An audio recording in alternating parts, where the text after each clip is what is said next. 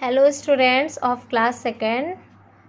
Students, आज आपका Hindi grammar का टर्न है और इसमें आपने अपने सारे चैप्टर कंप्लीट कर लिए हैं। देखिए, यहाँ तक आपने गिनती तक लास्ट टाइम पढ़ा था, उसके बाद कहानी लिखी और चित्र वर्णन बचा है। बाकी आपका पूरा सिलेबस कंप्लीट हो गया है। तो चलिए अब हम इसका रिवीजन स्टार्ट करते हैं। हमारा फर्स्ट चैप्टर है भाषा तथा भाषा के प्रकार, language and types of language. तो इसमें क्या होता है, भाषा वो होती है जिसके द्वारा हम दूसरों की बातों को समझ सकते हैं और अपनी बात को दूसरों तक पहुंचा सकते हैं।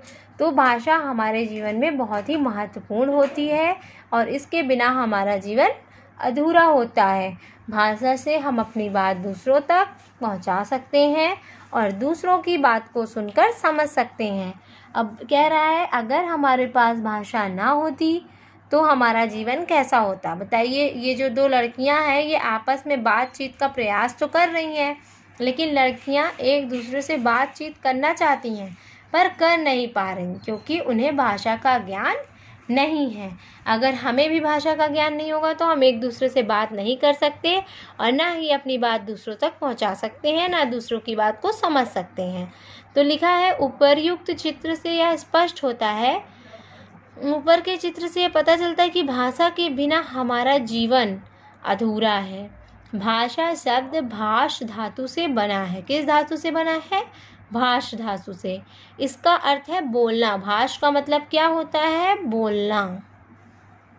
अतः भाषा वह साधन है जिसके द्वारा हम अपने मन के विचारों को दूसरों के सामने प्रकट कर सकते हैं और दूसरों के विचारों को समझ सकते हैं। ये है आपकी भाषा की डिफिनीशन, इसे आप लर्न कर सकते हैं। भाषा वह साधन है जिसके द्वारा हम अपने मन के विचारों को दूसरों तक या दूसरों के सामने प्रकट कर सकते हैं और दूसरों के विचारों को समझ सकते हैं।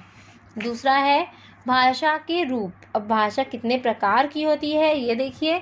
जब दो या दो से अधिक व्यक्ति अपने विचारों को एक दूसरे के सामने बातचीत के द्वारा प्रकट करते हैं तो यह भाषा का मौखिक रूप कहलाता है।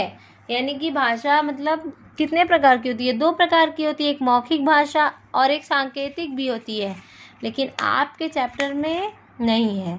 तो यहाँ पे देखिए, पहला टाइप क्या है? जब दो या दो से अधिक व्यक्ति अपने विचारों को एक दूसरे के सामने बातचीत करके प्रकट करते हैं। अब जैसे मैं आपको पढ़ा रही हूँ तो बातचीत मतलब मैं बोल रही हूँ, आप सुन रहे हो, तो ये मौखिक भाषा है, लिखवा नहीं रही हूँ मैं, ठीक है। तो बातचीत करके जब अपने विचारों को या बातचीत को प्रकट करते हैं तो यह भाषा का मौखिक रूप कहलाता है। उदाहरण के लिए दिए गए चित्र को देखिए। अब देखिए, एग्जाम्पल लिखा हुआ है यहाँ पे, अध्यापक कक्षा में पाठ पढ़ा रहा है। मतलब टीचर क्लास में पढ़ा रहे हैं और बच्चे उसे सुन रहे हैं और समझ रहे हैं। यही भाषा का मौखिक रूप है। जैसे मैं आपको वीडियो बना के पढ़ा रही हूँ और बाद में ये वीडियो आप देखोगे, सुनोगे और समझोगे, तो ये भाषा का मौखिक रूप होगा। ओके, तो ये इस मुख से निकली हुई भाषा को मौखिक भाषा कहते हैं। जो हमारे मुख से भाषा निकलती है, हम अपने आम जीवन में भी बोलते हैं, बोलचाल की भाषा में भी बोलते हैं, वो सब मौखिक भाषा कहलाती है।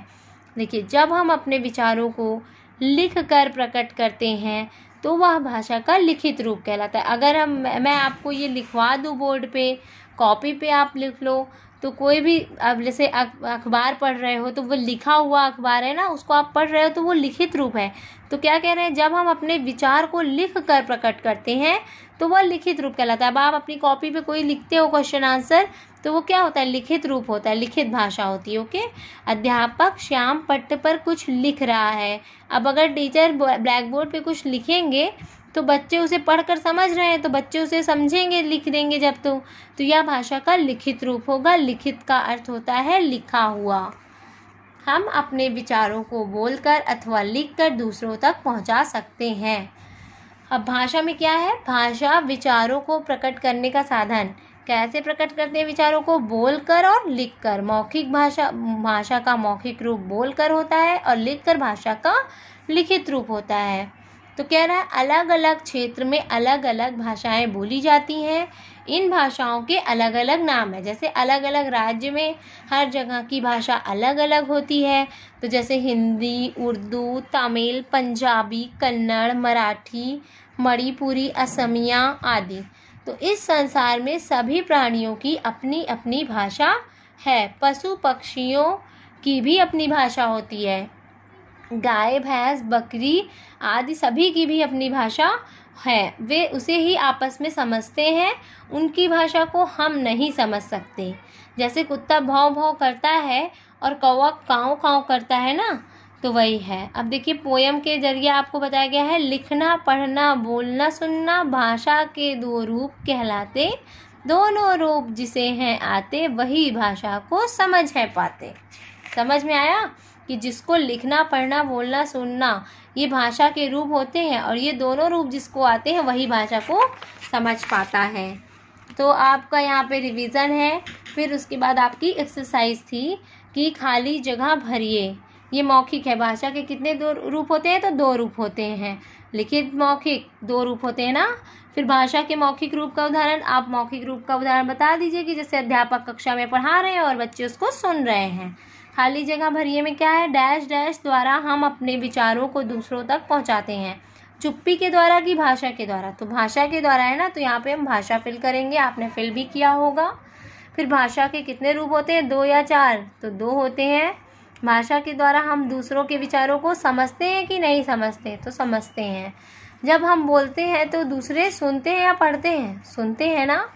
फिर जब हम लिखते हैं तो दूसरे सुनते हैं या पढ़ते हैं? पढ़ते हैं। फिर भाषा के दोनों रूपों का एक एक चित्र दिया हुआ है, उन्हें देखकर 2 और चित्र बनाइए अथवा चिपकाइए। अब आपको मौखिक भाषा और लिखित भाषा के चित्र या तो बनाने या तो चिपकाने, ये आप करेंगे। फिर हमारा लास्ट एक्सरसाइज है, कुछ पशु पक्षियों के चित्र नीचे दिए गए हैं, उनके अनुसार उनकी बोलियों का ठीक मिलान करो। अब देखो कुत्ता कैसे बोलता है? भौं भौं बोलता है, तो उसको इसमें मैच कर दीजिए। कौवा कैसे बोलता है? काँव काँव। तोता टाएं टाएं। फिर 3 ही तो है। और उसके बाद इधर है बकरी मैं करती है। कबूतर क्या करते हैं? गुटुर गू। और घोड़ा क्या करता है? हिनहिनाना। तो इन्हें आप मिला लेंगे। फिर सही कथन पर सही का निशान लगाइए। जब हम लिखते हैं तो दूसरा सुनता है या पढ़ता है? पढ़ता है। गूंगा व्यक्ति अपनी बात बोल कर कहेगा कि संकेत में? तो बोल तो पाएगा नहीं, तो संकेत में ही कहेगा। जब हम बोलते हैं तो दूसरा देखता है या सुनता है? तो सुनता है हो जाएगा। तो इस तरह से आपका फर्स्ट चैप्टर रिवाइज हो चुका है। आप इसे लर्न करेंगे, रीड करेंगे, आपके एग्ज़ाम होने वाले हैं। ओके स्टूडेंट्स, तो इसको जो है रीड करके आप मुझे रिकॉर्डिंग इसकी सेंड कीजिएगा। So bye bye students, take care.